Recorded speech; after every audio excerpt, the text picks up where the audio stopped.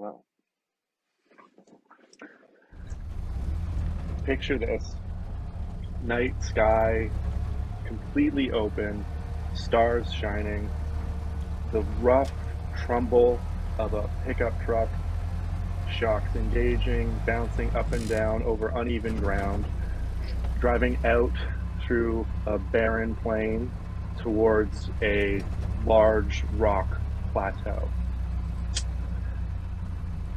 Bouncing around, the headlights on, lighting the way as they go.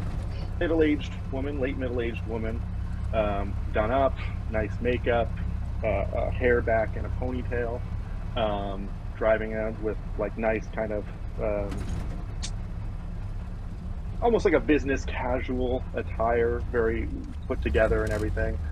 And 4 kids of various ill repute, all crammed into the back as it's bouncing up and down, and you hear the kick of an off-roading motorcycle jump in and then start cruising in and move alongside the pickup truck. Hello, welcome to DFKM, our very first campaign from Friends with Dice. I'm going to take a moment to allow everybody to introduce themselves around the table. Just some words up front. Today we are going to be playing Monsterhearts, a Monsterhearts campaign created by the great, the wonderful Avery Alder. It is a fun narrative campaign story about like supernatural teens being angsty and fun.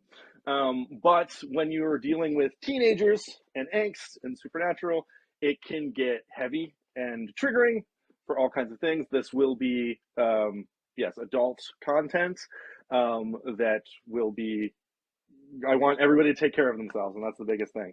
We at the table have all already had many discussions around safety and what's good, what's not good, what we are acquiescing to at the table.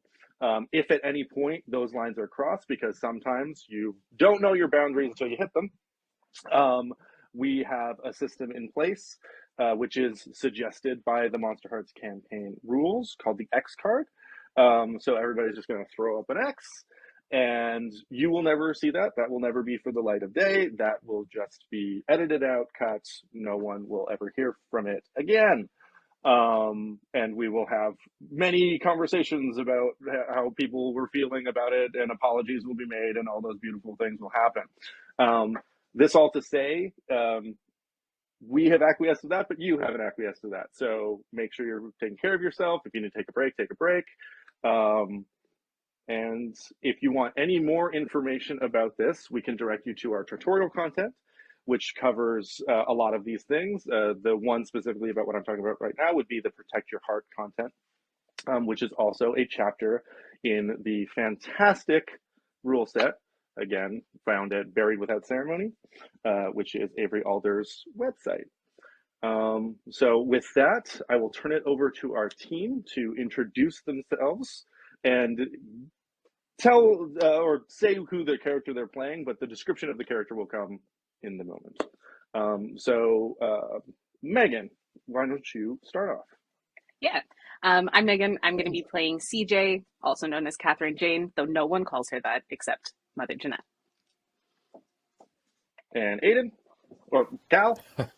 Hello, I'm Cal, and I will be playing Aiden, who is a dark and broody young man who had just had the shittiest summer of his life.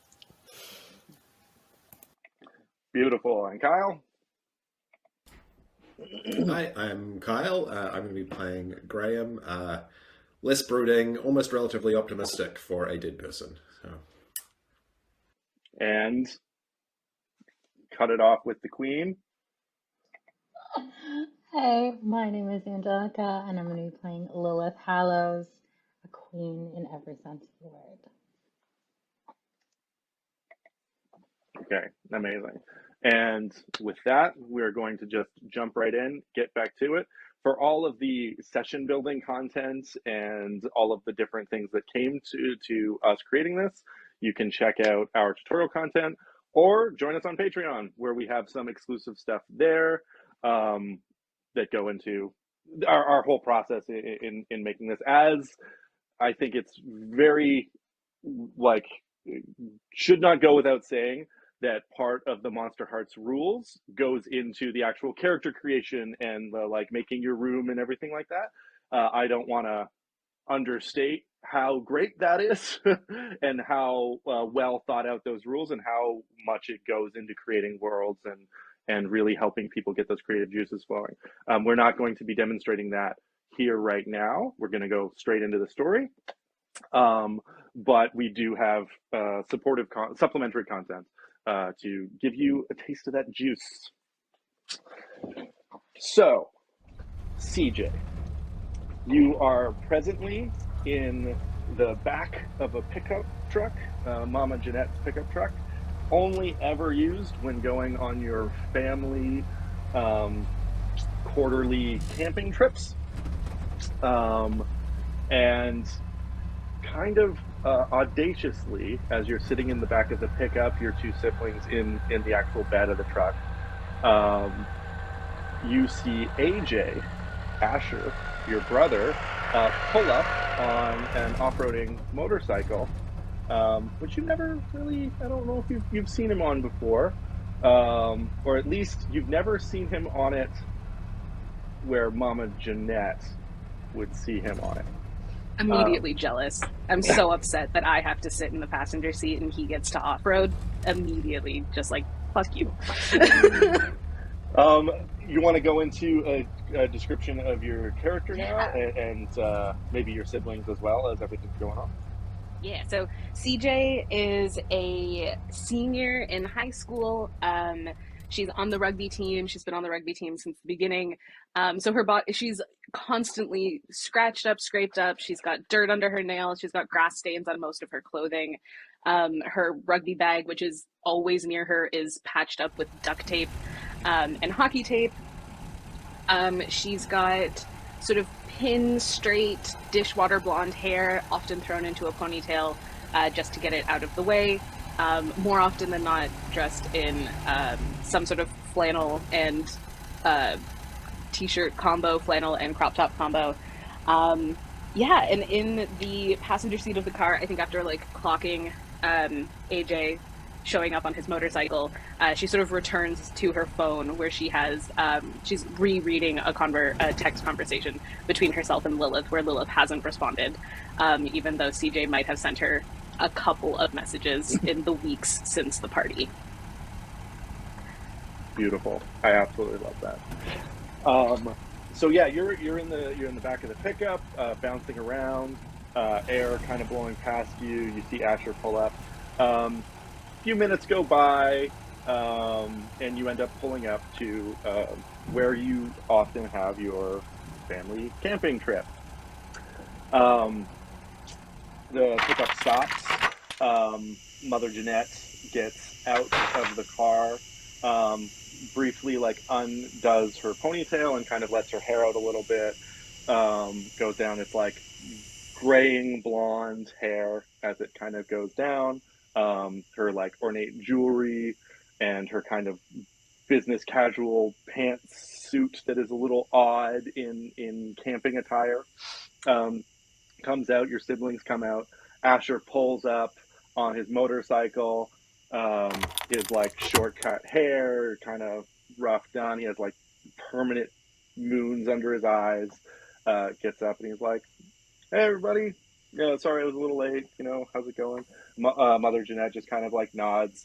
Asher goes up to you and kind of says hi, and you hear a crack, and Asher hits the ground dead. And you see Mama Jeanette with a baseball bat that she pulled from the back of the truck. And she stands Is there this for a moment. normal behavior for our camping trips? It's not I know that our abnormal. camping trips are weird. Yeah, it's not unnormal. Okay. I retract my facial expression. a few moments pass, and Asher, and he gets up, and then Mama Jeanette leans over him with the baseball bat, and she was like, "You think you can go around town embarrassing me like this? You think you can go around shooting off, dealing drugs, revving your engine at 2 a.m.? You think it's not going to get back to me? You think that I'm not going to know when you embarrass me like this?" I had to go to a parent-teachers conference the other day, and apparently you kept up the Mikowskis at 2 a.m. revving your engine. I don't want to hear this. This is embarrassing. You embarrass me. CJ snorts against her will, and she's like, And then she just immediately like raises the bat to you, and then stands up and then throws the bat in the back of the truck. I've been so good this time. She walks over to the plateau, just kind of by the edge of a plateau, and waits for you all to kind of gather around like you usually do. I grab Callum by the scruff of his shirt and pull him up. Yeah, he comes here. along. Shut up. Yeah, you want to give a brief description of your Yeah. other three siblings? Yeah. So Asher is the same age as CJ. The two of them are kind of like the closest in the family. Younger than them, junior in high school, is Hannah. She is preppy, a delight to be around, the antithesis of CJ, if there ever was one. Daniel, who's a year younger than Hannah, is sort of like the brains. He is smart, sciencey, very technical, top scores in math and science and chemistry, and is kind of like the academic of the family. And Callum, the youngest, Callum Jack, is personally CJ's nemesis. The two of them is the worst little brother in human existence, according to her. Vastly different. They don't, none of the siblings in Mother Jeanette's family look alike. We've all been sort of adopted or taken in by her over the course of our lives. Beautiful. You all gather around in, the typical fashion. You all know what's kind of going on. Asher kind of quickly pulls like an oil rag out of his bag and starts like rubbing the blood off of his head. And then you can kind of see the kind of rough outline where you can see like his skull and some of the flesh. And you see it slowly starting to knit back together. I like lean over to him and be like, I thought you were supposed to be the smart one in the family. And then he just kind of I'm usually the one that gets hit at these things, so. And then he leans over while he was going, and he was like, I was doing something. I was late. It was my bad. Well, we're off to a great start, aren't we? Oh, new year, new us. Uh-huh. And you stand around Mother Jeanette, and she just kind of like briefly mutters to herself and then drops a coin, and it kind of flips almost like it's moving through water instead of air as it's like flowing down, and then it hits the ground, and then dust shoots up, and Callum is just kind of talking to his brother Daniel, just briefly. It's just very casual. The dust shoots up. Large, rocky arms come up from the ground and start grabbing onto the rock face and then moving almost like in a clockwork fashion, like a gear on the wall, start pulling this platform up, and you all stand as the ground pulls itself up, and it starts climbing up to the rock face as you're all standing there looking at the sky and seeing like the Colorado plains like break out before you, and you can see the base of the mountain where you live, the upper mountain where you live and where you've driven down from. And you can see the trees and the national park and everything like that spreading, which is just like right on the edge of the Colorado Plateau. And you're taking it in, and it's against everything, and against the terrible welcoming to the evening that is typical and all the more terrible because of it. It is a beautiful night, and you kind of hear your brother kind of like rubbing the back of his head lightly. I think Akler just kind of puts his arm around you and just takes in the moment, and he kind of leans his head on his sister's head as they're kind of going in. And you finally reach the top, and the rock face kind of like halts. And as you turn around, you can see that where this rock face was like on the ground, like on lower down on the plateau, it now actually is like smooth. Like this edge has always been here.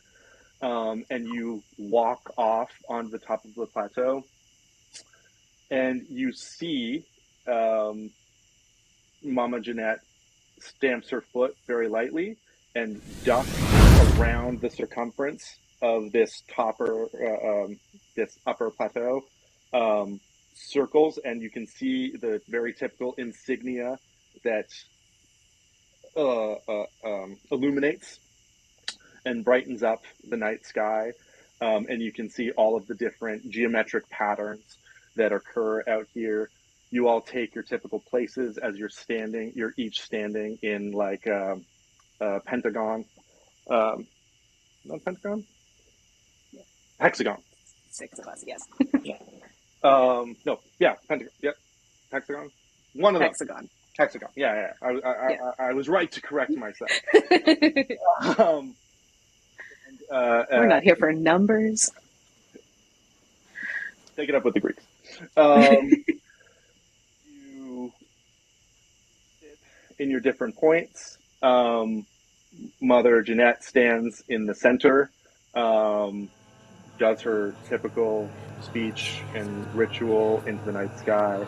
It's an unknown language to you, and she kind of like opens her arms out. As she opens her arms out, her business suit elongates as if it turns into like this long flowing lace robe, and it kind of explodes out from her as she opens her arms, and she starts speaking to the night sky.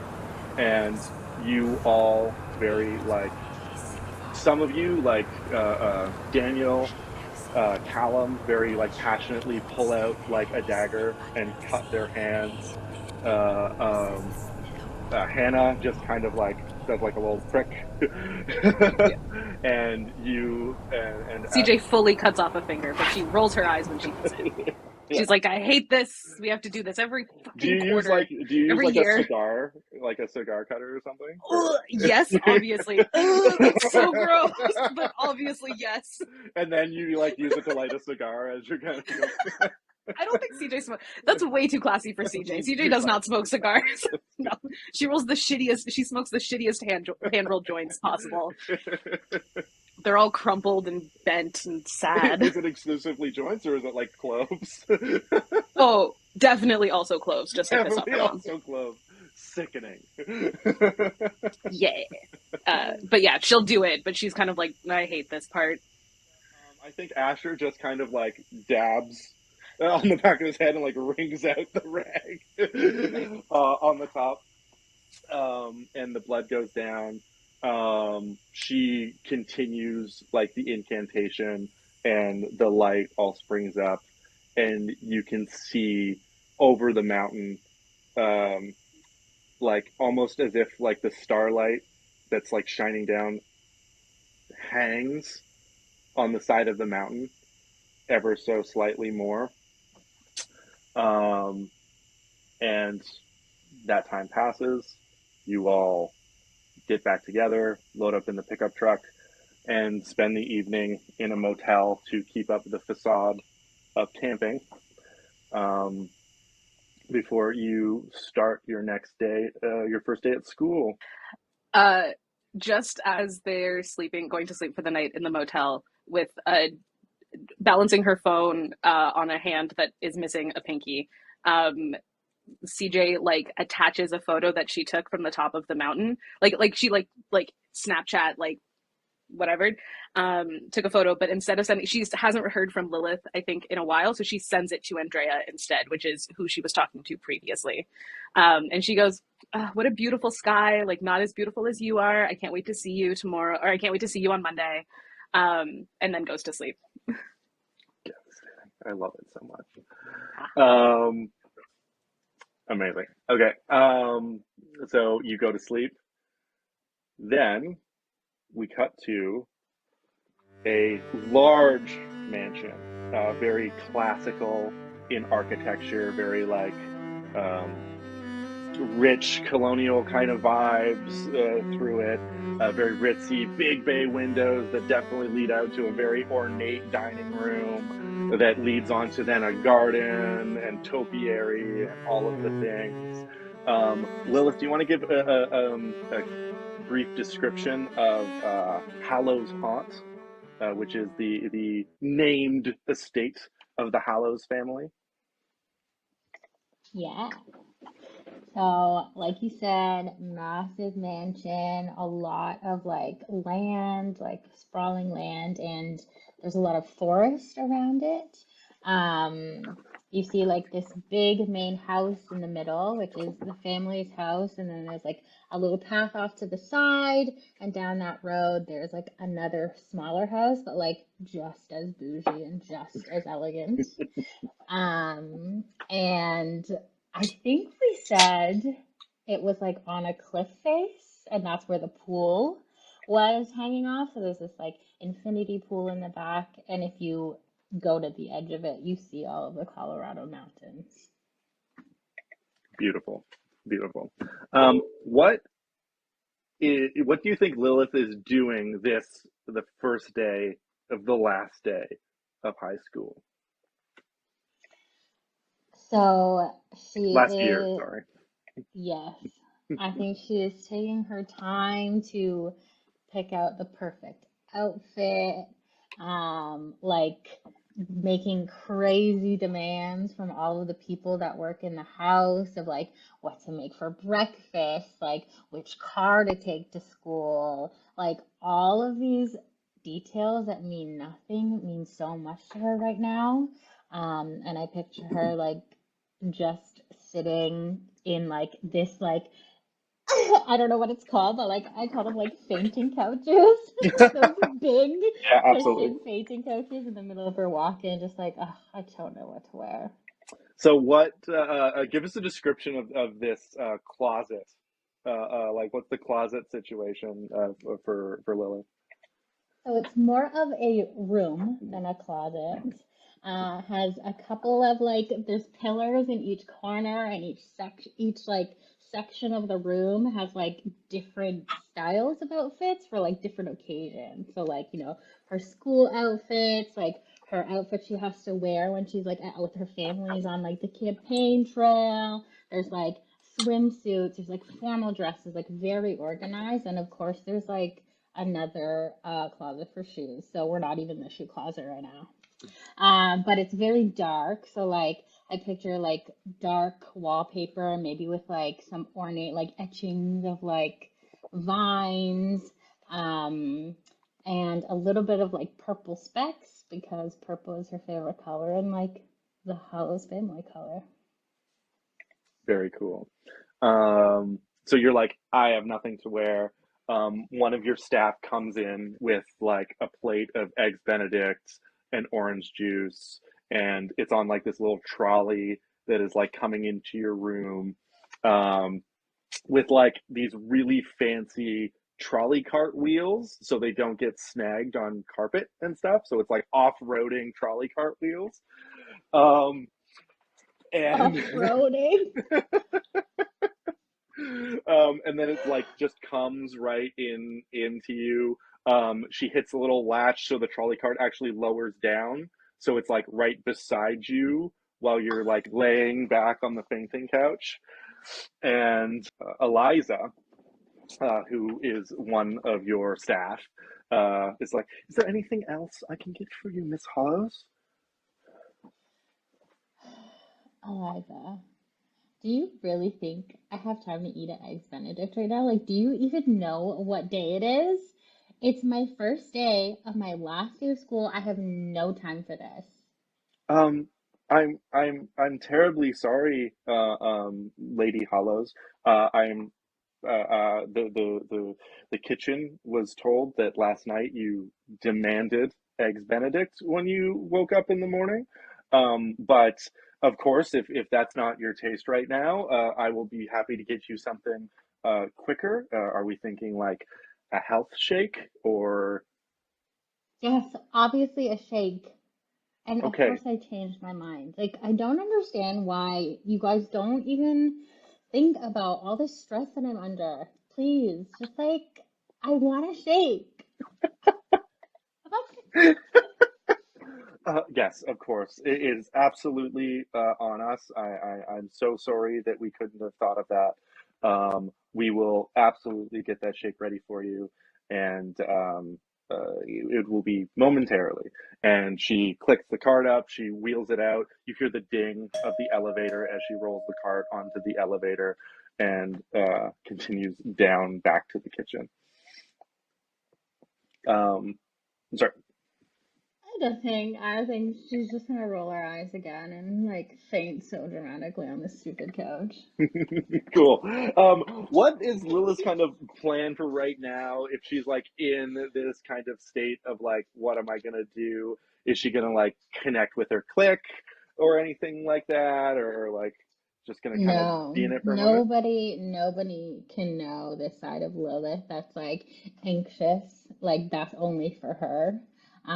Everybody else sees like a very confident, like put together person. So she would not be reaching out to her clique. I think she's just gonna have her little freak out and then probably just like resort to a very like staple Lilith outfit of a big like kimono right now that's like floor length and like high-waisted pants and just like I don't know like a little shirt like just something very flowy, very dark, and like a little bit regal. Cool. I think as you kind of come out and are like just not ready to greet the day, like the moment before, Thorin, your brother, is just kind of like leaning in your doorway. He's just like, "Hey, kiddo, you ready for your first day?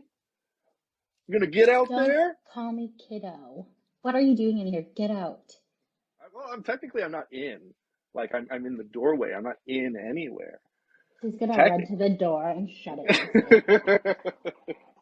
his face. We all get nervous on first days. It happens to everybody. I'm not nervous. She's gonna yell. She's gonna yell so anxiously through the door. And you hear Thorin take off, and with that, what's the car you pick out to drive to the school? It's gonna be the white Ferrari I got for my 18th birthday.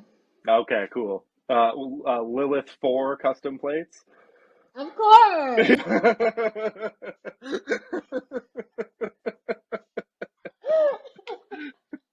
Very good. With that, you take off. Are you picking anybody up, or are you just arriving solo? Or I think I'll probably pick up Andrea, like my right hand person. okay, cool. You go drive by Andrea's house. It's also in the estates. It's not very far. Um, Andrea's father is one of the C levels at Hallows Inc., the mining company within the town. You want to give a brief, kind of like from your point of view, description of like your family and kind of how they are the royalty of Hollow Springs. So the Hallows family, yeah, we control basically the whole town because we own a mining company, very powerful in all of the social circles and the public eye because of this. And that's how Lilith grew up. She is one of three children, so she has her oldest brother Thorin, who is the I think he's like I said he's the CRO of the mining company, the right-hand man to his father, Bradley, who is the CEO. Her mother is Clarissa. She was the CFO of the mining company for a really, really long time, but now she is retired and acting as a consultant for the company, and now she's doing more like philanthropic ventures throughout the town. So she throws a lot of events and works with the community a lot. After Thorin, he's the youngest one. There's a middle child, Burke. He's the COO of the Hallows family mining business. He's way more like in the trenches or like is actually on site and stuff than my dad. And Thorin, he's more chill. He lives in like the other wing of the house. I have one wing of the house, and that little house down the path from our house that I mentioned in the beginning is actually Thorin's. He built that for himself because he didn't want to live in the house anymore. When he got too old, when he got too good for the house, he built his own. And just like on a scale of 1 to 10, how cut is Thorin? Oh, 20. Yeah, to be clear, Thorin is Literally? delicious. Yes. So I named him Thorin. Does everyone know Thorin Bradley on Instagram? I don't know if I can even say this. He's this lumberjack dude. He just posts photos. Yes, Megan. And videos of him like cutting down trees, cutting down wood, and his name is Thorin, and they call him Thor. That Bradley, is who we have to collab. It has to we have happen. to collab. It Yeah. officially has to happen. That reminds me. Okay, so I'm sorry, everybody. We might cut this. We might not. On a tangent, on TikTok, there is this woman that goes into like lumberjacking and chopping wood and stuff like that, and she started doing it like very much for like female lesbian gays. And it got to the point that one woman did like a stitch and she was like, can you name your next one like my name kind of a thing? And then she did it. And then they started like cross stitching each other. And I want them to get together so bad. Oh my gosh. God. Wait, is it the girl with the sword, the cutting sword? Yeah. Yeah. Oh my God. Oh my God. I love her. Love her so much. We're probably going to keep this up. Okay. Just at them. Just at them. Oh, by the Tag way. them at this time. This thing that you're not connected to at all and probably don't understand. 100% the response is going to be, what the fuck? What the fuck? Who are these people? They open it, We're kid's just getting obsessed, it's fine. bludgeoned with a hammer, getting killed. Oh my God, so good. My question is Thorin Hallows as tattooed as his Instagram namesake? Oh no, he's too Yeah. clean for that. Yeah, I think That's the a Hallows different- family in general tend to have a visage of clean cut. But it's all under But cut. the shirt, so you wouldn't know. Oh, That would be between pretty Thorin and hot. Just every so often, like he has a couple drinks, his button goes down one more, and then you see the edging of like, yeah. Woo! Get a little hot. Oh my God! Ew, that's my brother. Let's Okay. talk about your brother more.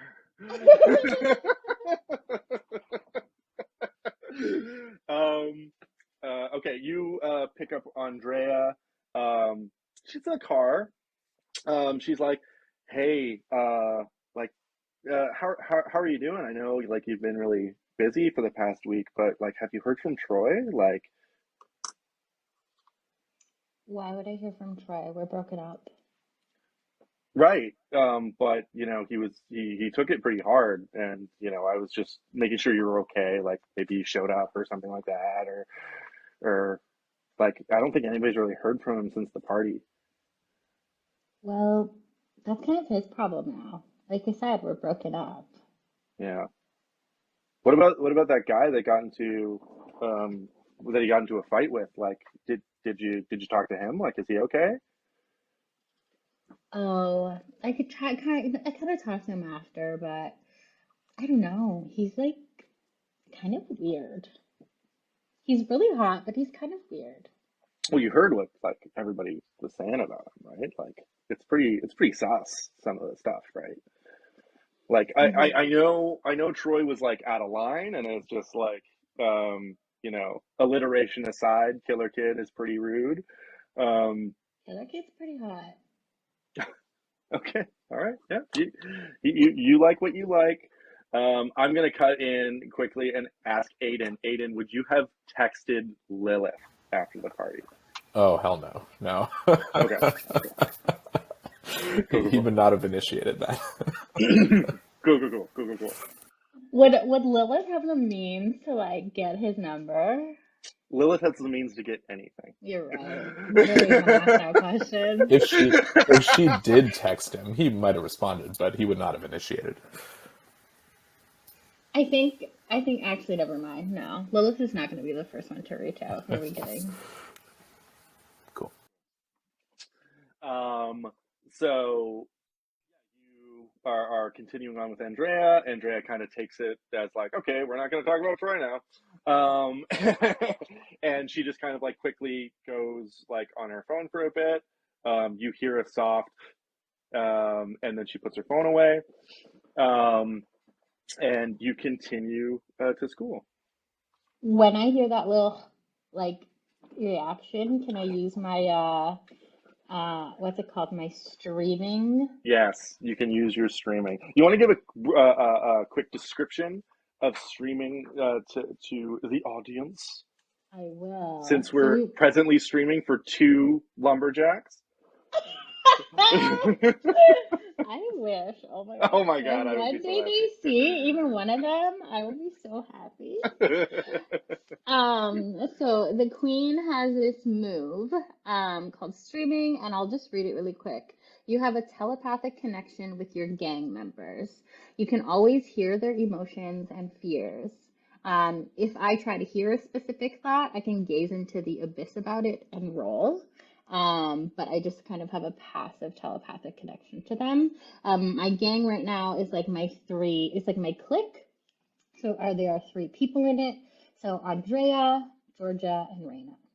So Perfect. Once I hear Andrea's reaction, I'm just gonna use my little streaming to just Perfect. like hear their emotions. Love it. And just before we continue, everybody, we have a lot of like the nitty gritty and the little bits to do with Monsterhearts we have in our tutorial content. We want to keep the story flowing. We'll stop specific points like we just did to be like, hey, this is what we're doing. You know, our trap card has been activated, and kind of try to flesh it out as we're going. But if you're a little bit like, hey, you know, what are these actions that you're doing and things like that, we're going to try to stop, but we're going to try to keep the flow going as much as possible. And then we have our supplementary series. Megan, what did we call our supplementary series again? Fail forward. Fail forward, because we, like everybody that wants to be successful in the world in healthy, productive ways, failing forward is the way to do it, in my personal opinion. So use streaming. When you use streaming on Andrea, you get a peak of like excitement, and then immediate fear, and then like very concentrated like leveling off. So it's like if I were to do it through exhaust, through just air movement, which I think is very expressive. So you continue to school. With that, this white Ferrari screaming down the Colorado forested roads, we will hand over to Aiden. Aiden, first day back at school after the worst summer of your life.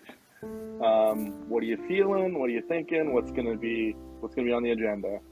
What are you doing as you wake up? I don't think he slept, or maybe like a little bit, maybe a few minutes here and there, but mostly just like lying in bed, dreading the next day, having to go back and see everybody again. So just like alarm goes off, immediately hits it because he's already awake, just staring up at the ceiling.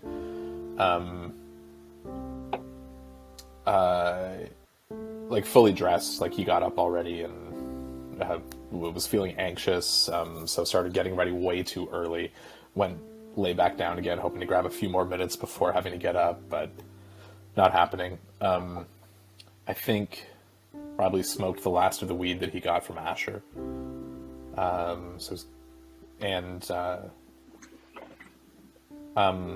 looks at his phone. There's, I think, a few texts from Hannah trying to like make plans to go in like together. So like give him support on the way in. And he's just going to scroll past those and text Asher and say that he needs a re-up. Yeah, you immediately get a message back from Asher, and he's like, happy to. We're in that weird state where I'm a little uncomfortable going gratis from here out. I'll text back, yeah, I can get you the money. How much? And then he just gives you like a very like lowball number, and it's very attainable. Okay. I don't frequent drug dealing, so I don't know what those numbers are. But they're. Let me tell you. No, I'm kidding. Let me pull out a price tag. Let me look at my credit card receipts. But they're good. Is cannabis legal in Colorado? Cannabis is legal in Colorado, not for you. Right. That makes sense. Yeah. You're a child. No, there's a cannabis store in the main town called Mountain Air that supplies for the town. All right. I love that everybody loves that name. Yeah. Cool. So you get that message back. You kind of get ready. Do a quick description of yourself, yeah. like what you look like and all. Yeah. So Aiden is kind of intense and intense looking. He's wearing a lot of like dark clothing. His t-shirt is like a little too tight. His pants are a little too loose, as though he'd recently gained some weight, not like muscle weight. He recently just put on, he just weirdly got hot in the past couple months without really trying. He doesn't need to, like, he used to wear glasses and doesn't really need them anymore, kind of like that Peter Parker situation, except we're cutting right to the like black suit version of him. He's got kind of like messy, uncombed hair. It's kind of swept over his face, and his eyes look a little haunted. Yeah. Perfect. Love it. So you have your restless night's sleep. You get up, you text Asher. He says he'll find you at school today. Yeah. And make sure you get up. You get up. Was that what the cool kids say? Yeah, it's Sure. Cool. Yeah, I'm super hip and rad. I'm not a cool kid.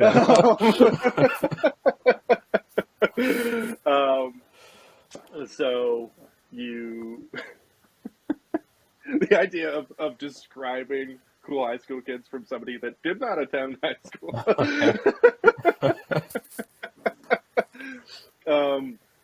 So is there anything else that you kind of do? You get up in the morning, you probably get greeted by your parents.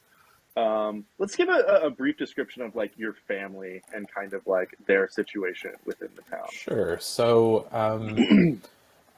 his parents are, his dad is named Terrence, his mom is Janine, and then does Iris, his sister, live with them, or would she have her own place? I think Iris did have her own place, but has been staying there quite frequently this summer. Right. Like spending a lot of time around the house just to kind of be present and support everybody, because your parents are great, but not necessarily the most emotionally aware humans. Aren't as emotionally aware, and your sister kind of knows that, so she's been like around a lot more. Yeah. And definitely been like either crashing on the couch or probably in her own. She probably has her.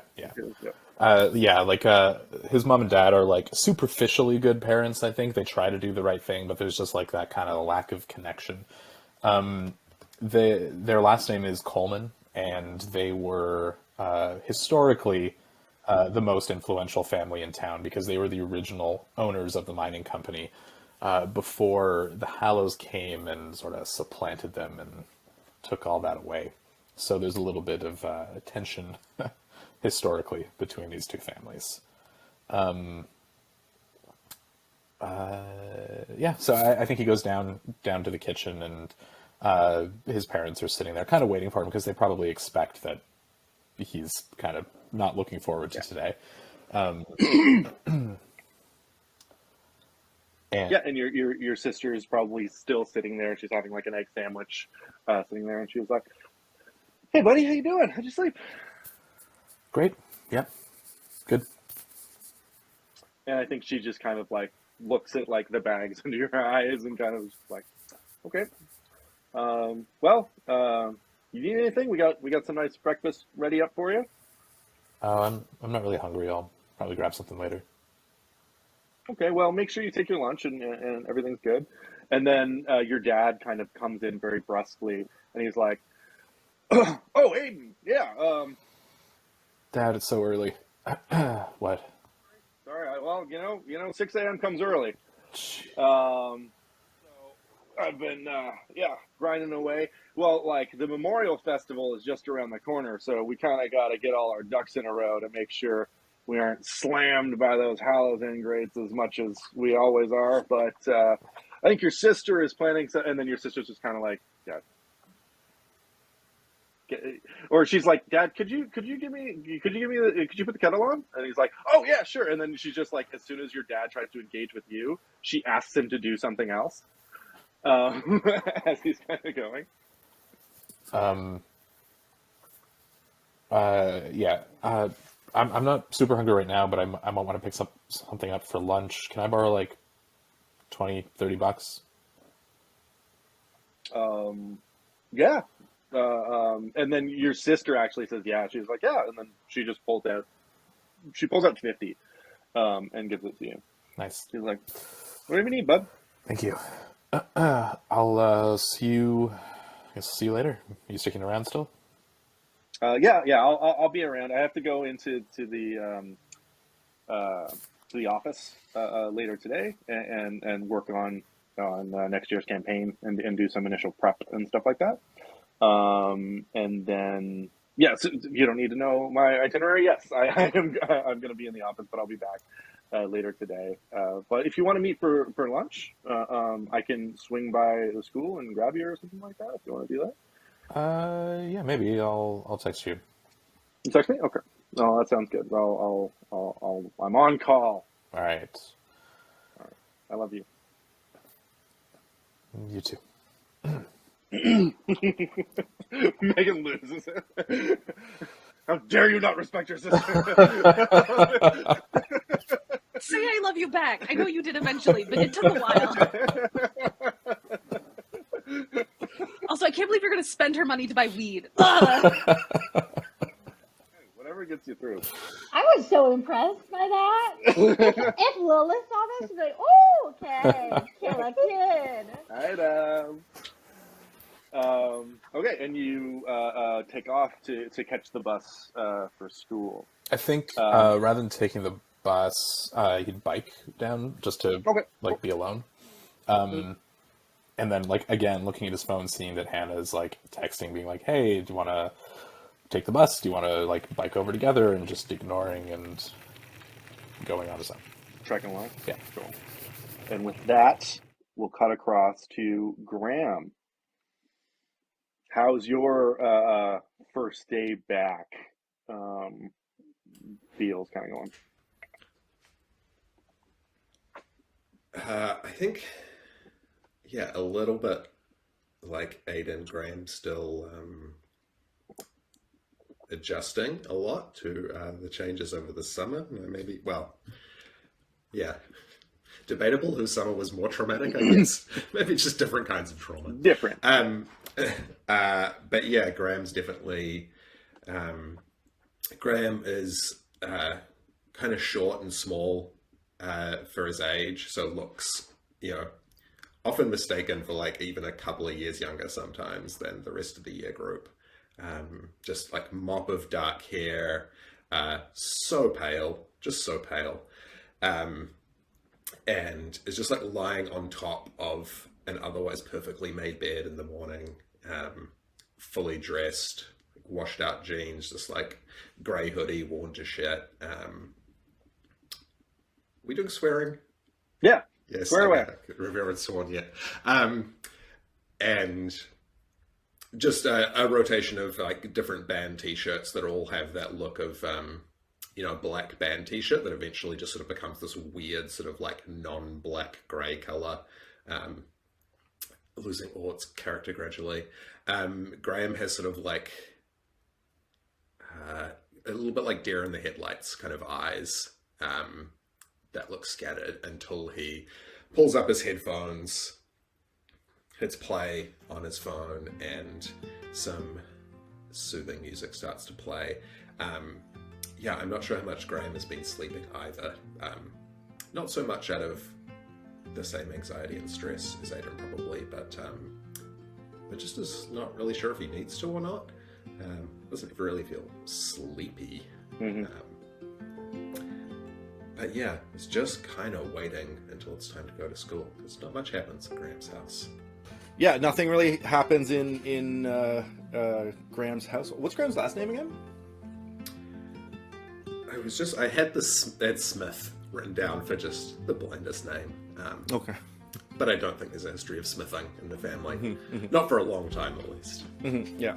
So,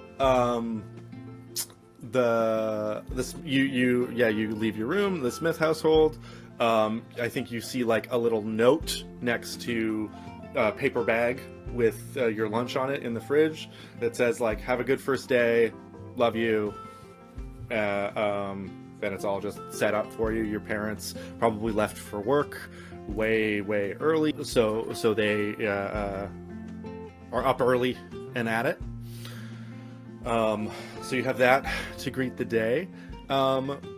You did make a few new acquaintances with like your recent changes, and you did have an interesting encounter with them at your first party, which was very eventful. Huge. Do you like message anybody or anything in your first time? I think Graham's definitely like reached out to Aiden. I don't know if he would have heard back, but like just a couple of texts being like, kind of like, "Hey, that party was crazy. Hope you're doing good. Looking for another one like looking forward to school. Maybe not. I don't know." But this would be primarily to CJ, or would it be to Emma? I think them like or Lexi more. The more like no, these are to Aiden. I think. Okay. He may be. I don't even know if he would have been brave enough to ask for CJ's number, but would CJ just give her number? Lexi might, because sorry. It would never occur to CJ to give her number out to someone. Like like I think that their little like whirlwind supernatural was like so fun and everything, and then immediately left her brain as soon as like Graham stopped appearing in front of her. Yeah, I think like in the couple of weeks in between, Graham probably would have like seen CJ somewhere in town, like like down the street or something, and been like, oh, like ready to wave as soon as eye contact was established, and just like CJ's doing their own thing probably. Devastating. Absolutely devastating.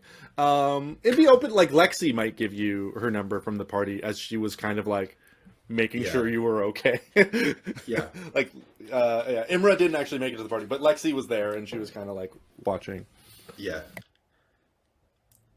I think Graham maybe like thinks about texting Lexi, but out. Leave it. So Aiden, would you respond to Graham? Yeah, I think so. Nothing like just kind of a cursory like, "Hey, thanks, I'm good." Cool. So Graham, have your paper bag of, I'm going to say, tuna fish sandwich with a little juice box in it, ready for your day. Such an infant. Baby boy Graham. Oh, I think it's also your parents, and it's it's like your parents are very busy and they're doing their thing. They're like exhausted, like at their limit kind of a thing. And they're doing that thing that I think parents do when they're like going hard for like 5-6 years and they don't realize that that's the most of their child growing up. So they're like, oh, grandma loves tuna, like give him his tuna sandwich as his first day kind of a thing. And it's like you're not 6 anymore. I mean, still tuna. That's also Tuna's so good.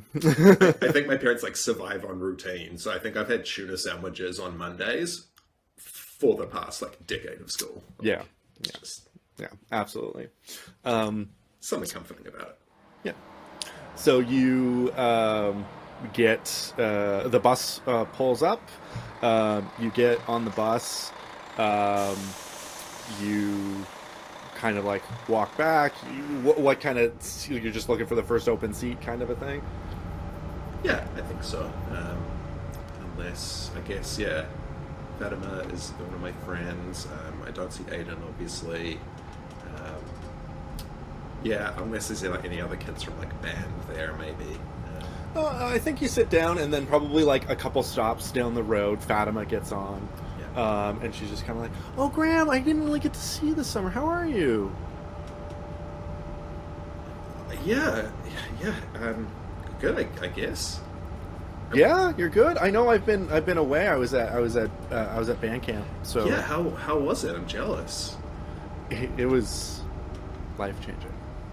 Oh shit! I had to go to the stupid Hallows camp again. Right? Yeah. Well, your sister something's there, right? Yep. She's all over it. Yeah. No, it was like I met some cool. I went to a party. You went to a party? I know. Lilith? Lilith's like. Yeah, I know. Yeah. Graham, I know Lilith. Yeah. You went to Lilith's party? You went to a party with. You were invited to Lilith's party? I mean, I think so. You think you were invited? Well, you were there. Well, Did you crash Lilith's party? Are you okay? Is she gonna kill you? I'm still not sure she knows I exist, but Okay. No, I went with like the girls from the rugby team, Lexi and CJ and stuff. Yeah. I went with them. Oh. Cool. So you're like friends with CJ and Lexi and stuff? I don't know. Like they look really nice. I mean, CJ's kind of They do crazy, look really but... nice. I see. Oh, See what? that. No, that's what you said. What? What? Okay, tell me about that. Anyway, yeah.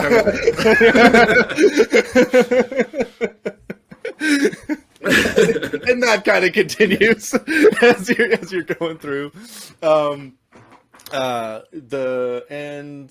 Let's stop there.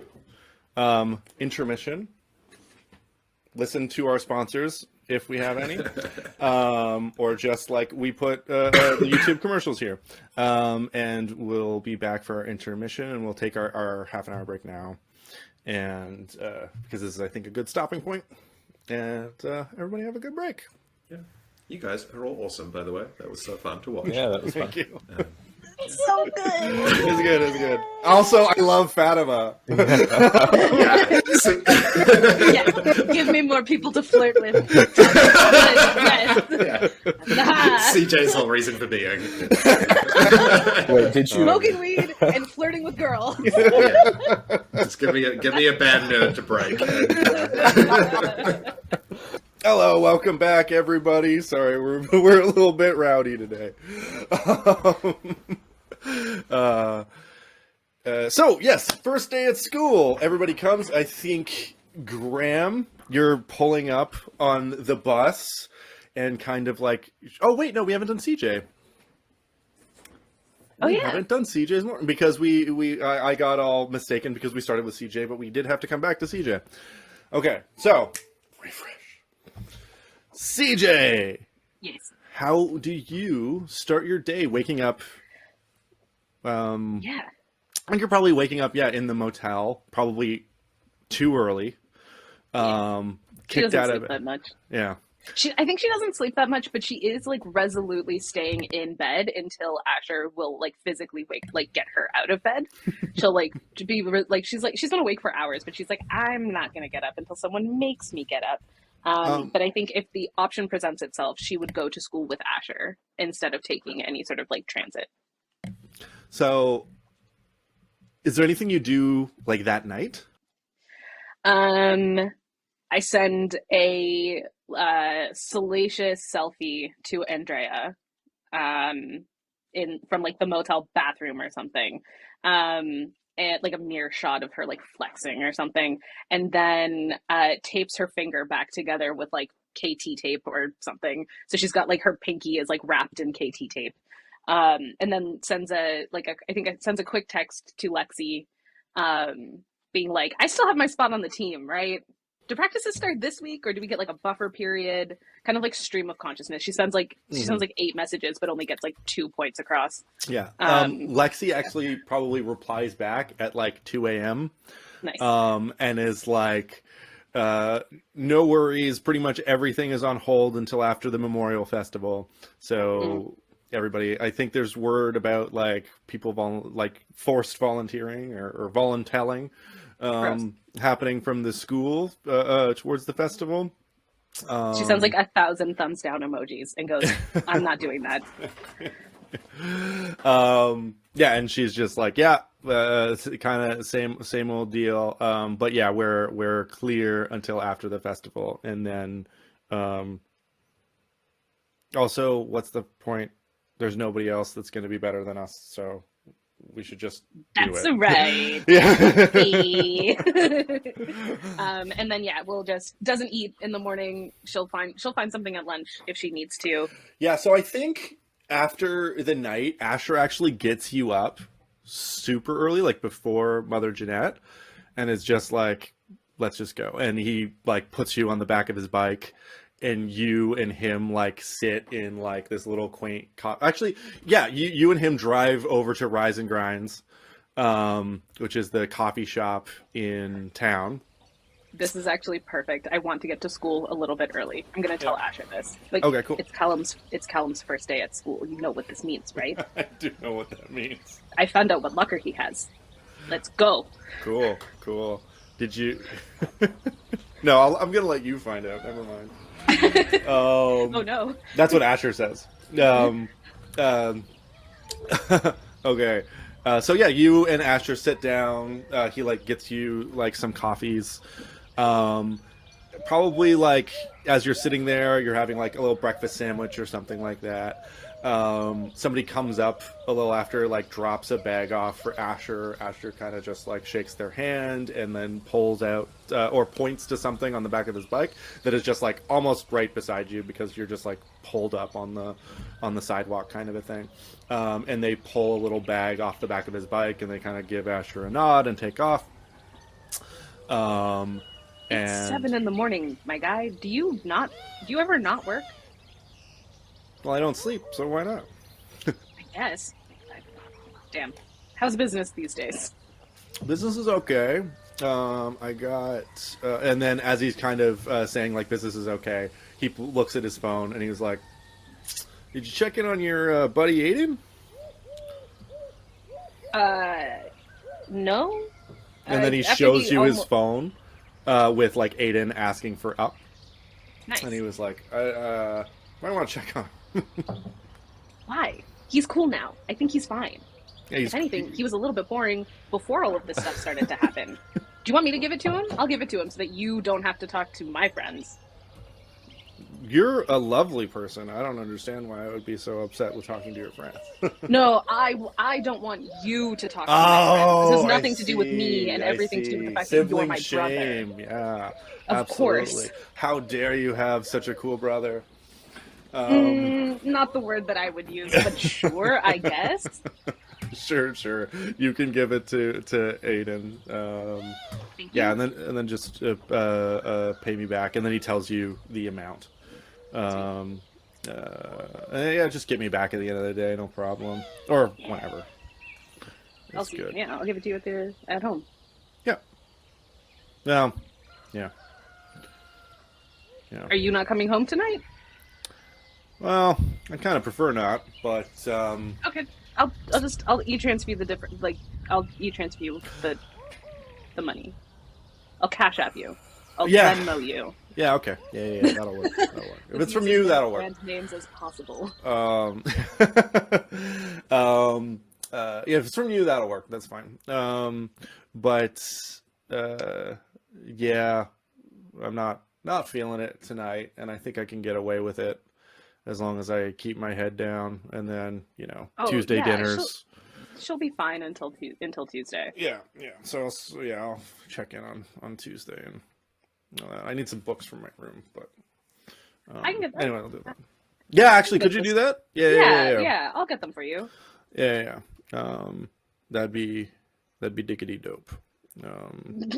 You're such a dork. Why? No, this is why I don't want you talking to my fucking friends. What did you just say? I said diggity She dope. throws part of her croissant at him. Shut up. And he immediately eats the croissant. Yeah. And you both finish your breakfast, climb on the back of the bike. And it's very I say bike, it's not like this fine motor, like it's like an off-roading dirt bike kind of bike. Like big old shocks and big old tires, and it's like ready to kind of take some shit going. Yeah. There's a lot of like unmarked paths and rough terrain out here, as well as just he wouldn't even been able to get to the plateau without the ability to take some rough terrain. So yeah, you pile on the back, you drive, you get a text from Mother Jeanette that says, "I certainly hope you are going to your first day." And you pull up, and I think because you said you were early and you left early, it's like, the teachers are arriving kind of a thing. Like it's very early bird. They just unlocked the door. You see Sal, one of the janitors, kind of there, that always like this sweet older guy, like early to mid 60s, kind of seems like, "Oh, Catherine, brand new year, Yep. eh?" She like hikes her bag further on her shoulder and like gives him like a 2-finger salute and is like, "New year, new me, Sal," and then just like carries in, just like the year before. Yeah. And then beelines for Callum, her younger brother's locker. Okay, cool. Yeah. All right, cool. Yeah, you're well before anybody. Lilith probably isn't even awake yet. I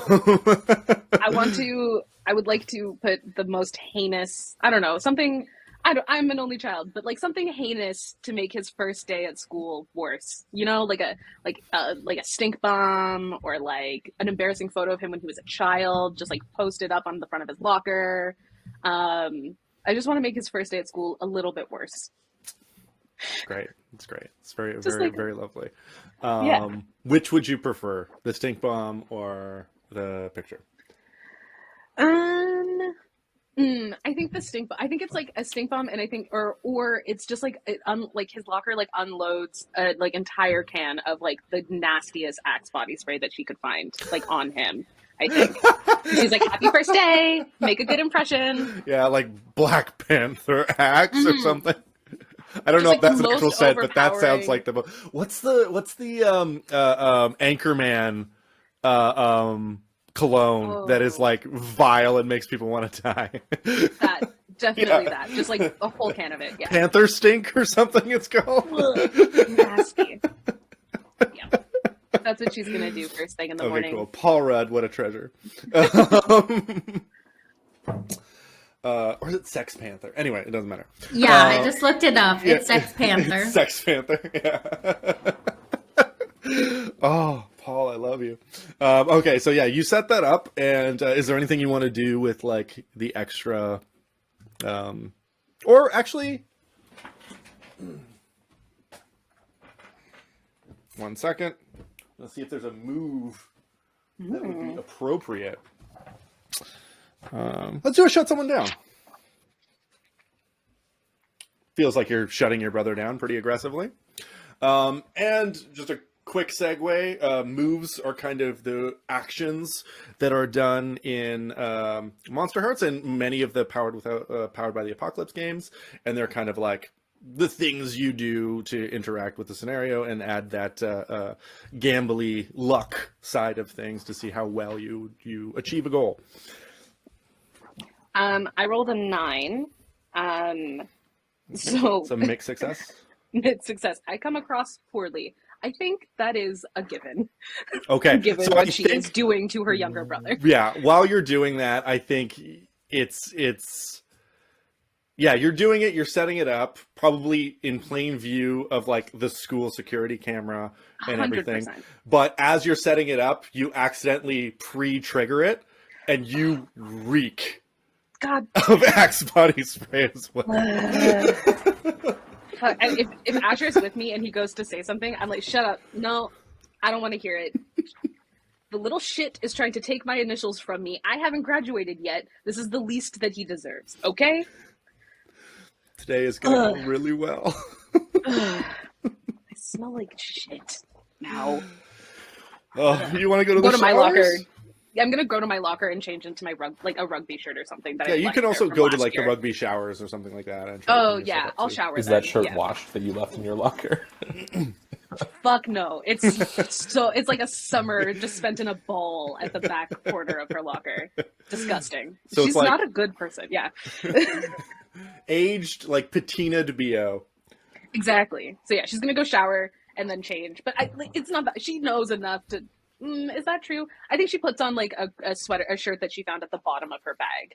Like okay. she'll like sniff the one in her locker and be like, okay, I'm gonna give you due to this a -1 forward to turn someone on. Oh God! I'm going to school in a couple of hours. Love it.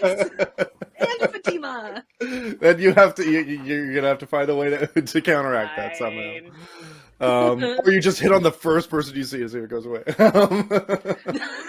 Quick, I need to get this out of my system. Also, can we just acknowledge that you called it the rugby showers? The rugby showers. We have different showers for every sport at this school. Yeah. We are clearly like very hip and with it. All funded by the Hallows, of course. All funded by the Hallows. Naturally. Yeah. Little Hallows insignia above each shower stall. Oh I'm just laughing because I'm like, yeah, I know nothing about sports or anything. I would call it the rugby showers as well. I learned so much about rugby in preparation for this game. I didn't, as the person who's going to be playing rugby, so that's okay. Hey. Okay, so yeah, you do that. You're in the showers when you start hearing people start coming in and going in. You get a text from Lexi that is like, "Hey, Imra and I just showed up. Let me know if you want to do something for class or blah blah blah blah blah. Touch base." It's at this point that the bus is probably pulling up with everybody, and Aiden, you're probably timing that you're arriving on bike kind of at the same time. Like, get off the bus with Fatima.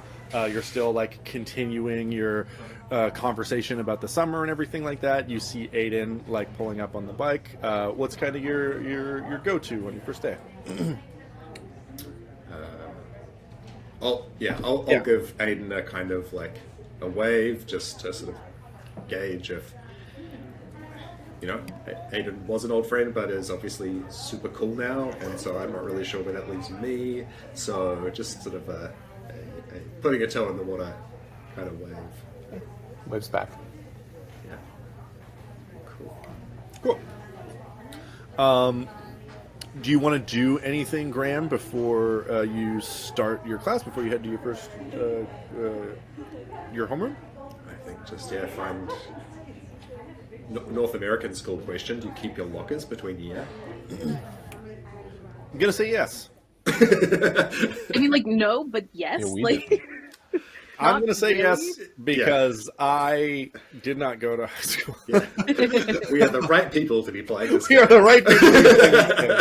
Don't know about I had to rugby, Google or high I had school. to ask everybody if like PA systems were still a thing in schools. They just text you the announcements They text you. Every school has a technique. Honestly, it would probably be more effective. You just follow the school on Twitter or on Mastodon. Yeah, so I'm gonna say you keep your locker for. Actually, I think my school did. I think my school you had your locker for your whole term. Sure. Yeah, I'll just stash my stuff and head to class. Cool. Yeah, so you do that. Aiden, you pull up on the bike. You get a wave from Graham.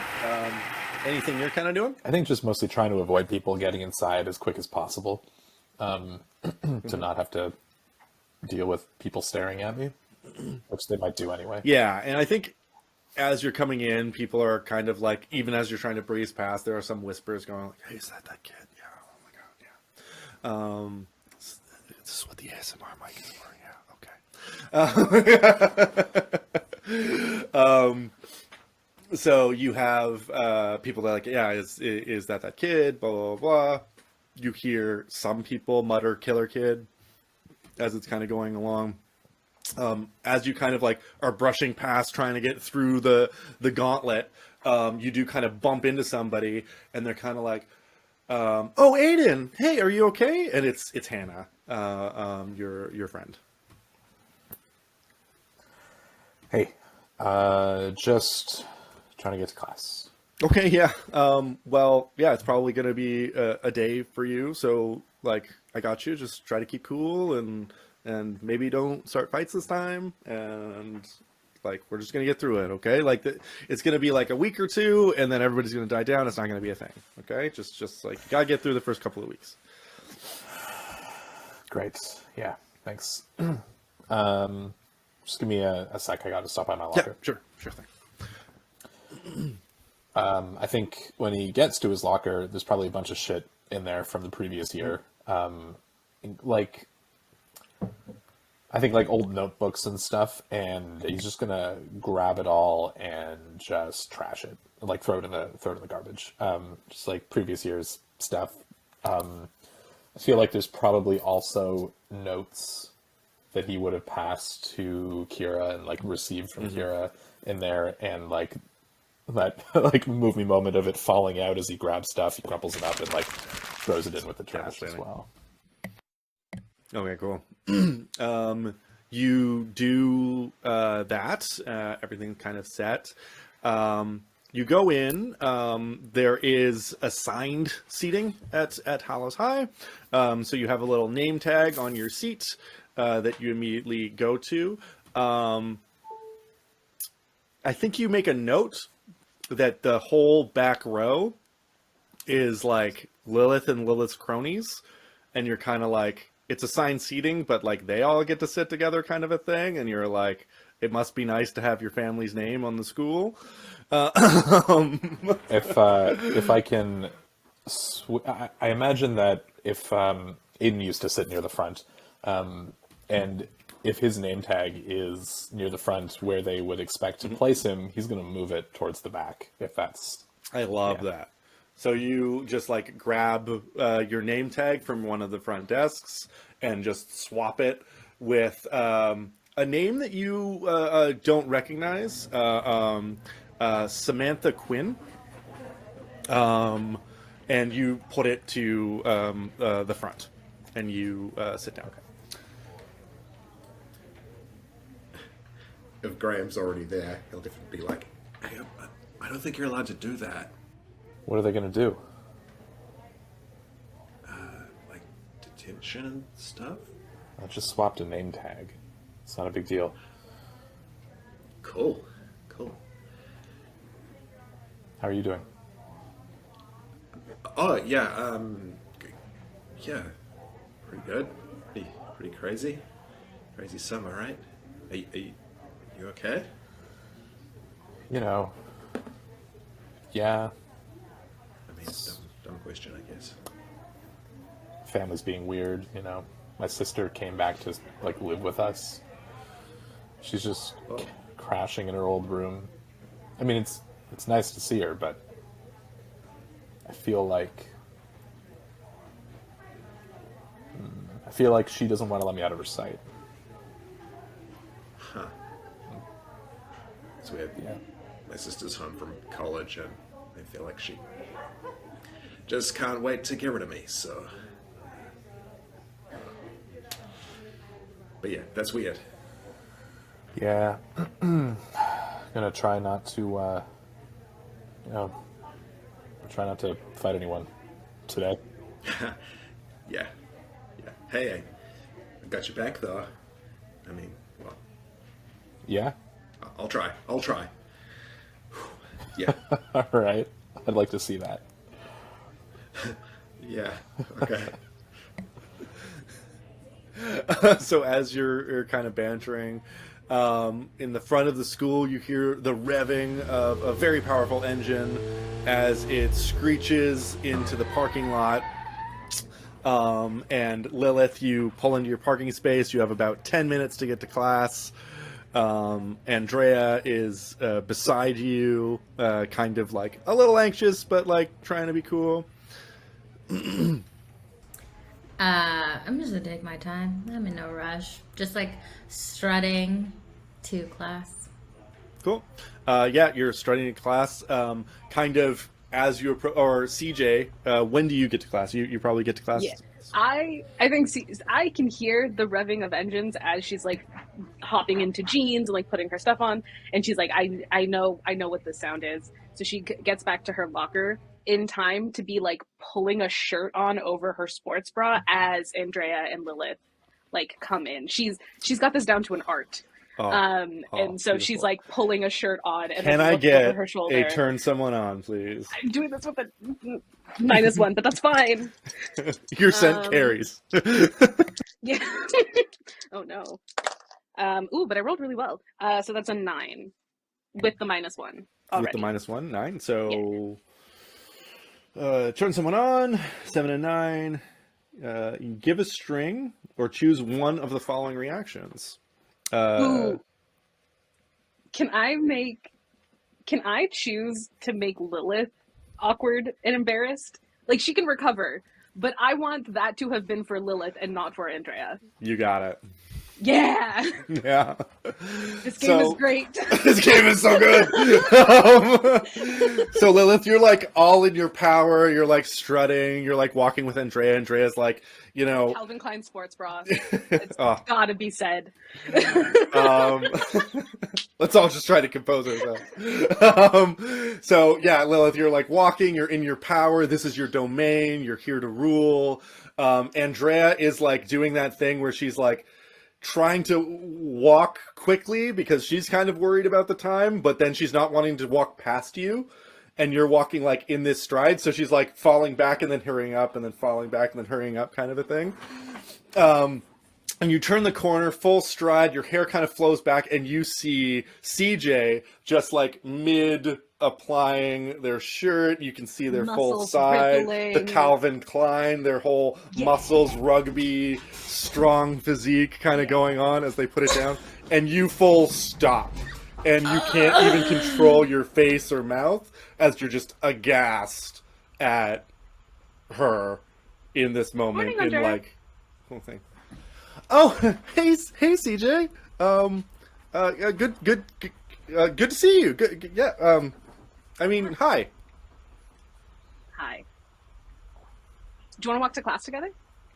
Well, Lilith and I are like kind of going. So I'll, like, look at Lilith. We can all go together. Yeah. Let's go together. Great. Closes the locker, heads on him. cool. I love making Lilith uncomfortable. So much fun. Lilith's like sweating. Oh my god. Profusely. That's so beautiful. I'm gonna take away that -1 forward now, because that was just choice. I loved that. Now your scent is actually just building as part of the whole experience. And you arrive at the front door, and you see Raina and Georgia are like on either side of the door frame. As the three of you are kind of walking up, and then Raina and Georgia are kind of like looking at each other, kind of going like, "What's okay? Hey, Lilith, how you doing?" Hey. Hey. Is she still like flustered at this point, or like, are we okay now?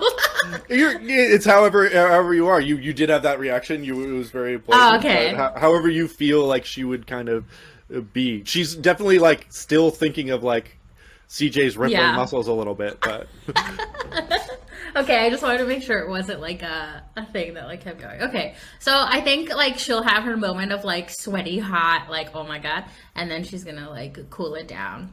So when she sees, or how about roll a keep your cool then? Ooh, okay, that's a good one. Okay, let's see, please. 6, 7, 8, 9. 9. Okay, 9 is solid. On a 7 and 9, the MC will tell you how your actions would leave you vulnerable, and you can choose to back down or go through. Okay, so you can address your team and be like, "Oh yeah, I'm good," but there's going to be like a quaver in your voice. Like you're going to be like, "I'm good," but it's not going to go through, and CJ is going to know that she got to you. Mm-hmm. So right now, it's like you know how you feel. Mm-hmm. CJ doesn't know if it's landed. If you like address people, you're gonna be like seem cruel and cold to your friends, kind of a thing, a little bit. But you won't reveal to CJ that you're like affected. Yeah. But if you go to like greet your friends, so it's like you either have a choice of like kind of upsetting your friends a little bit, or letting CJ know that she may have gotten to you a little bit. Oh, we are upsetting the friends. Nobody can know, baby. Nobody can know. So then I'll just like look and just walk straight through into the class. And then everybody kind of like looks around, and Andrea is in this super awkward position where she just kind of like looks to the side and like makes eye contact with CJ. And you don't see this, Lilith, because you walk through, but Raina and Georgia, I think, see like a noticeable flush in Andrea's face. And then she looks back and rushes after Lilith. Lilith, with your keep your cool, you're still managing to keep your strings on everybody. Raina and Georgia are like super hurt and kind of like a little scared. And Lilith is like quite scared, mixed with like what you were feeling a second ago.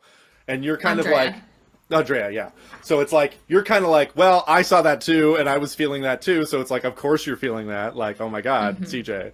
But she's also scared as well as everybody else is. Can I might have to do a move, but like, can I like detect if it's the same sort of feeling that Andrea got when she got that message in the car? Ooh, I love that. And I do want to make it a move, but I don't know. So I think for streaming, if it says if I want to hear specific thoughts, I can gaze into the abyss about it and add do one that to my then. roll. Yeah, do that. Oh, we gon' gaze. Okay. We gon' gaze. What does it look like the Lilith gets into the abyss? That's a good question. Do you like pull out your pocket mirror or something like that? Like check your lipstick or something? Yes. Ooh, we gotta go put my lip gloss on. Yeah. That's what it's gonna be. Okay. Roll with dark. Oh shit. I have a -1 on dark. No. I rolled a 3 with a -1 is a 2. Is a 2. Okay, so when you gaze into the abyss, name what you're looking for and roll with dark. 7 and 9. The abyss shows you confusing images. It's just a straight DM move, I think. MC. It's just an MC move. You good? So I think when you flip open your what do you like your lip gloss and your little pocket mirror, and you're kind of going through, Yeah. you actually see, almost as if it's actually projecting on the mirror, that same scene with CJ, and like almost like slow-mo of her like going, and then your mind is completely washed with this idea of CJ, and then instead of like putting on her top, she's like taking it off, and you can feel her power kind of on you. And then you flash back to that moment by the river and that conversation you had and that kind of like beat of your heart and that upskip. And you're just like washed with this when you hear, "Hello, class! Welcome to your first day!" And Mr. Singh is standing up front. Big, brawny guy, this like fuchsia purple turban, big beard, and he's like, "Hello, everybody! Welcome to your first class. You have the great privilege. I'm an English teacher. I can speak. It's fine. You have the great privilege of having homeroom with me, which means, yes, it will be much less stressful than if you had homeroom with somebody like, I don't want to name names, but Delacroix, let's say it. Delacroix is hard to have for homeroom. We would not be talking like this. Nobody tell her I said that. She scares me." And he kind of laughs and he was like, "So we have a few like businessy things and logistical things to get done off the top of the hat. You all found your assigned seats," and then he takes a moment to see where Aiden is, and then he looks at the new thing and he was like, "Or whatever seats." And I'm glad everybody is here. I see some new faces, but I wanted to take a moment to recognize a new face. And although it might be awkward and uncomfortable to be put forward in front of a class that you don't know, I'm going to do it because it is a good way to start the conversation, to be like, "Hey, Mr. Singh was a dick because he put me in front of the class," and then what a great way to get to know people. So I'm going to introduce you to a Miss Samantha Quinn, who will be joining this whole school for the first time. And I think it's a good opportunity to see. And you see this woman, she's like 5'6", 5'7", side shave with like some etchings in her side shave, and like style. Megan's immediate reaction. It was the fact that Cal saw me react and then was like, "Keep it in your fucking pants."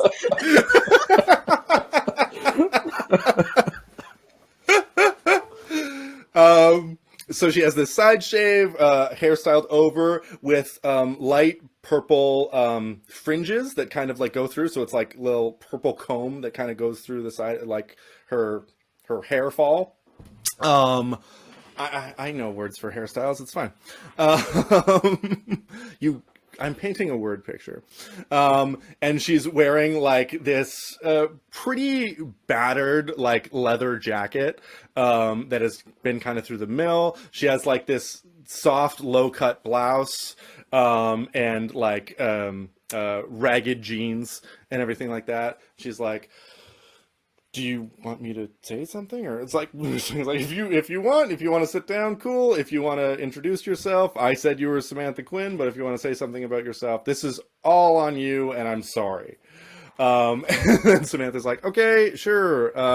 I'm Samantha Quinn. I go by Sammy. Family just moved here. Cool." And she sits down. He's like, "I love that. That's fantastic. What a great person to get to know, and will definitely make your life better." I know, well, we all know. Well, sorry, Sammy, you probably don't know. But we are starting with, I'm going to go a little light this first 2 weeks, because I know we have the Memorial Festival coming up, and I know many people's times are going to be pulled away from class schedules and things like that. I personally think it is incredibly rude and inappropriate to give first week quizzes and exams when you're obviously going to be distracted with other things. I understand that. I respect that. So Here. thank CJ, you, CJ. Cheers from the backseat. Always been my best ally. So and Asher in the front of the row, which just kind of like snuck in while everybody wasn't really, just kind of like chuckles as CJ's like, here. And he was like, always love to have an attentive audience. So we're going to go pretty easy. One thing that we're going to talk about. So today we're going to go over specifically 1984. And I'm going to do a reading of the first chapter. I'm going to say a dramatic reading of the first chapter because I got chops. Mr. Singh got chops. So I'm going to do a dramatic reading of the first chapter. And then we're going to start talking about that and kind of engaging with the subject matter. And then over the next 2 weeks, we're going to talk about the book as a whole, and hopefully we'll get through it all. I will be reading sections, so you don't have to worry about going home and finishing a whole book while you have a whole bunch of things to do. We're going to go through it together, and we're going to walk through it together. It's going to be great. That's going to be our first 2 weeks, okay? So nobody worry, nobody stress. At the end of that, I will want a written report, but that will be the following week that we will be doing that. Right now, what I want for the first week is I want you all, before we start with 1984 and all this stuff, I want you all to come to me at the end of the week with a book that you personally love, that has affected you in a powerful way, some way. It can be, yes, CJ. Can you define a book? Can it be like a comic book? Absolutely. Or like an audio book? Absolutely. Like a video game with a lot of text? I will accept a video game, but you will have to sell me to the narrative value of that game. All right. Gotcha. You can make it Tekken, but you have to freaking sell me on Tekken. You know what I'm saying?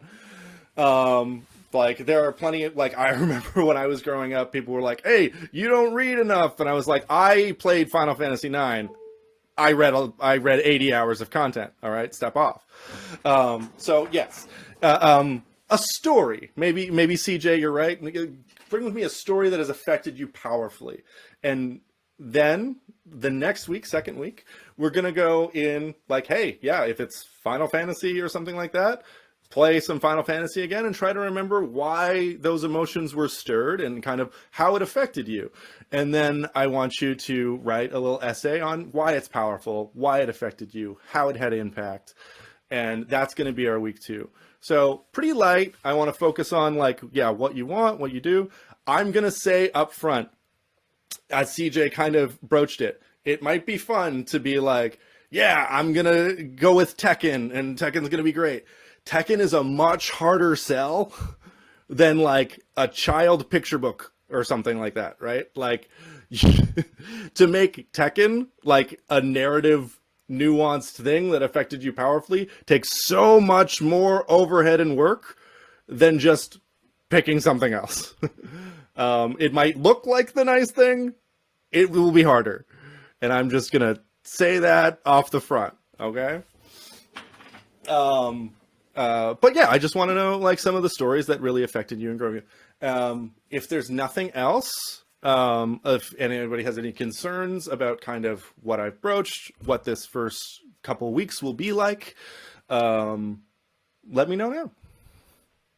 Bueller, am I dating myself? Am I?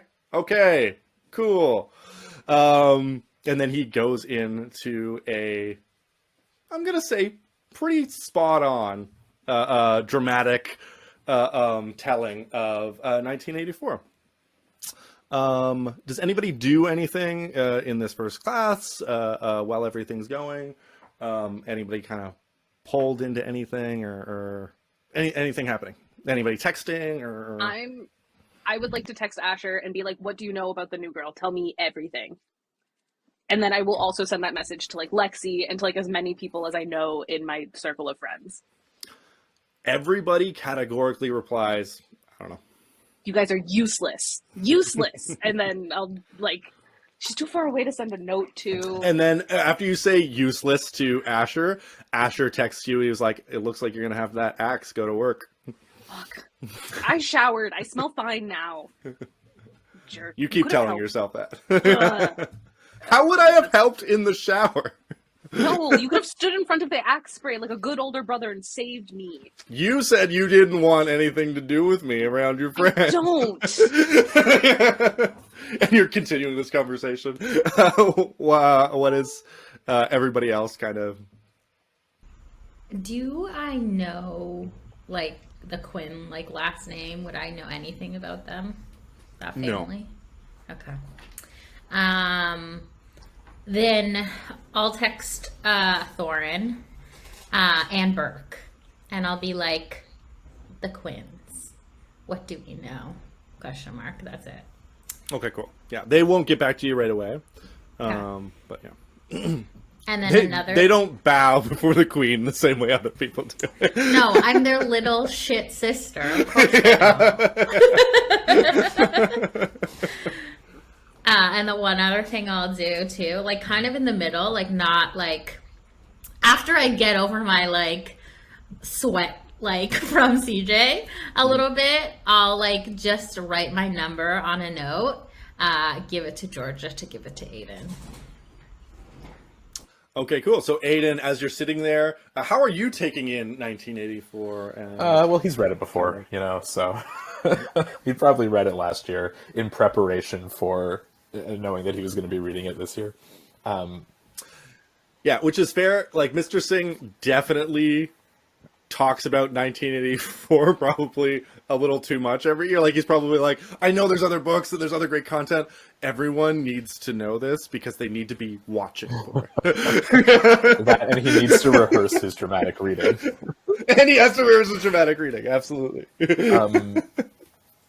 Since I'm sitting next to Troy, is he like, what's he doing? Is he like staring at me? Is he avoiding any kind of eye contact? He is heads down, not even really absorbing 1984. He's just writing down things that you can't really make out. And he's just trying to not pay attention to the fact that you were assigned next to him. And he's just kind of like head down. Every so often, he'll look past you towards Lilith. And if you want to like pull his eye to you, you can. But if you're just trying to let sleeping dogs lie, he'll just try to ignore you and move on. I think if he's like trying to avoid eye contact, I might try to like, because now he's in a position of, I guess, less status, so it could be fun to try and fuck with that, to show that I've kind of like moved into his spot. But like, I don't think doing anything overt at this point until the phone number comes, and then I'll kind of make sure he sees me receiving it. Okay, cool. Yeah, so I think after, like, when he was looking back, he probably saw Lilith, as he's been, like, probably every 30 seconds to a minute has been, like, looking back to Lilith. And he sees Lilith writing something, and then he's like, oh, God, what is she writing? Oh, my God. And then sees Lilith pass it to Georgia, and he's like, oh, my God, is she passing it to me? Is Lilith going to say something to me? Oh, my God. And then Georgia, like, mimes to pass it to Raina, who's behind Troy, but then leans forward to pass it to Aiden. And Lilith is just like, choice. And then kind of taps you on the back, and you kind of like grab it, and you see a number. What does the note say? Is it just your number, Lilith, or is it like anything else? Any kind of flourishes? Just my number. Does it say your name, or is it just purple name gel number? pen? It's like, do I know who it's from? No, it's just a number. Yeah, literally purple gel pen. Oh my God, the gel pens. Okay, cool. Right, Yeah, I'm gonna I guess take it, look at Georgia like, what is that? What's this? And Yeah, so Georgia just kind of like gives you a nod, like is just like, use it, dude. I'm gonna look over at Troy, fold up the note, and just put it in my pocket for now. Can I get a shut someone down? Yeah.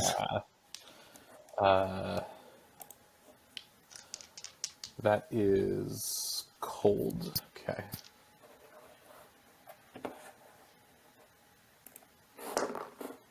Ooh, that's terrible. 2. So you kind of like have this like over snarkily kind of like, hey, look what I got kind of a thing. And you see like a flash of red in Troy's eyes. And he just full on loses himself and jumps. And in the classroom. With a 2 in that moment and a smug grin, getting a number from his ex. And Troy has already exhibited that he is not great at emotional control. Immediately starts going. So everybody's talking, everybody's going. All of a sudden, there's this clamor of desks and chairs and everything's going. Raina and Georgia immediately like stand up and go back against the wall. The chairs are like flying now. Can I get a lash out physically, or what do you want to do? You don't have to lash out physically, but he is beating the shit. Okay, well, yeah, I'm going to defend myself. I'm gonna hit back. This didn't work so well for me. Like he did not like at the fight that started at the party. He was pretty much in control of that. So this time, I think I'm going to try and use one of my moves, or sorry, my infernal moves or bargains. One of the bargains, the power flows through you, where I can give the dark power a string in order to add 2 to my next roll. And I guess I'm gonna try to just throw him off of me, like with some like surge of brute strength. Cool.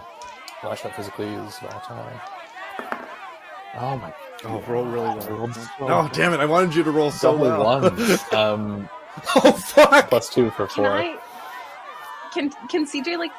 Is it gonna help? Like, is there like a? Can I? CJ would. Yeah, never mind. No, there's not. There's no help back. You can lash out physically after, and do something separately, but there's no like help action. Right. Well, I gave the dark power another string for no reason. So you kind of like. So I think you're on the ground, you're getting like the shit kicked out of you, and your brain kind of goes back, because you haven't had any kind of, like you didn't sit down and say like, oh, here's the contract I'm making. Like you kind of tucked that away as like a dream with your interaction with the dark power and everything like that. So I think as he's jumping at you, you kind of go serene for a moment, and then you feel yourself falling back. You almost feel like it's slow motion, and you're like calling out to something, and you hear a voice come in that's just kind of like, you receive when you give, you have. And then you hit the ground and you start getting like the shit kicked out of you, and it starts hurting. And you're kind of in this weird mindset as this like chaos and everything's happening of like, how, like, it's the first time you're like, was that a dream? It's the first time you're like, because you, it's not like, oh, in the back of your head you heard a voice. You like heard somebody speaking in your ears. It's like a very physical thing that you're like, no, I am fully conscious. I'm not out of it at all. And I heard somebody speaking to me right now. And that's the first time that you're then brought back to that situation where you're sitting with that man in that room, and before you woke up from that dream, and I think a sinking feeling hits your stomach when you're like, what did I do? As you're starting to get pummeled. Take 1 harm.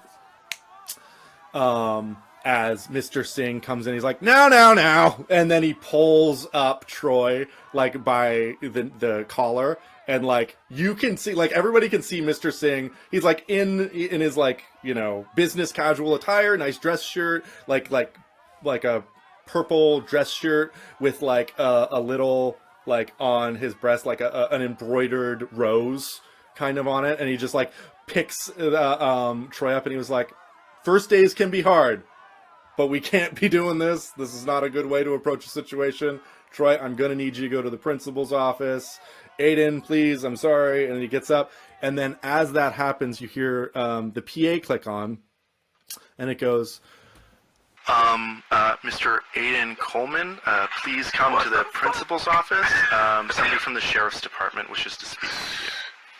I can't believe they fucking said that over That the PA. System. Is the end of episode 1.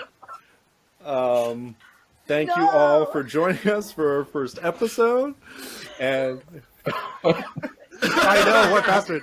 Honestly, I was thinking about this beforehand, because I was thinking about this the other day, and I was like, these bastards definitely would, and it's such a shitty thing to do. Well, like, even if they didn't, if you're a teenager, it would feel like that, right? Like, it would be so humiliating. Yeah. You know what everyone's about to say anyway. So. Oh my god. They finally got him.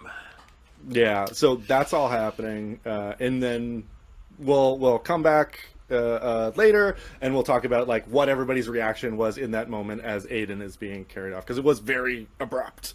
Because I think CJ was like ready to throw down and stuff, but as everybody was moving in, yeah, it was like No. this was like I'm sorry. This was like under 6 seconds that this all happened, right? Like Mr. Singh, he's good. He's on top of it. He's a good teacher. Okay. Yeah. All right. Let's. Okay. I'm gonna stop. Tune in next week.